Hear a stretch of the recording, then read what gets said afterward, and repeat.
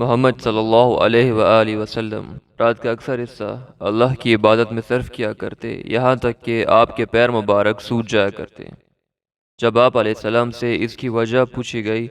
کہ آپ ایسا کیوں کرتے ہیں، اللہ رب العزت نے آپ کے اگلے اور پچھلے تمام خطاؤں کو بخش دیا ہے۔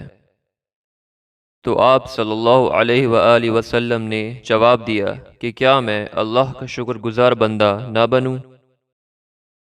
حضور صلی اللہ علیہ وآلہ وسلم نے حضرت معاذ رضی اللہ تعالی عنہ سے کہا کہ واللہ میں تم سے محبت کرتا ہوں، سو تم ہر نماز کے بعد یہ کہنا نہ بھولنا کہ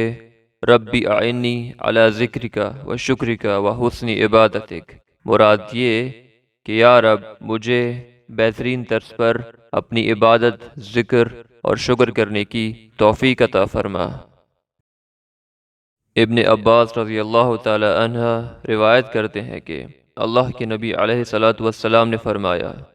کہ 4 خوبیاں ایسی ہیں کہ وہ جسے بھی ملی واقعتاً اسے اس دنیا اور آخرت میں سے بہترین عطا کیا گیا۔ وہ ہے ایک شکر گزار دل جو اللہ کا شکر کرے، ایک ذکر کرنے والی زبان جو اللہ کا کثرت سے ذکر کرے، ایک مستقل جسم جو اللہ کی آزمائشوں پر قائم رہے، اور ایک وفادار بیوی۔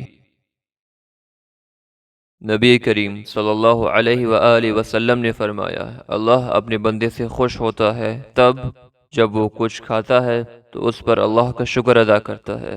اور جب وہ کچھ پیتا ہے تو اس پر بھی اللہ کا شکر ادا کرتا ہے۔ حدیث نبوی صلی اللہ علیہ وآلہ وسلم ہے کہ جو لوگوں کا شکریہ ادا نہیں کر سکتا وہ اللہ کا بھی شکر ادا نہیں کر سکتا۔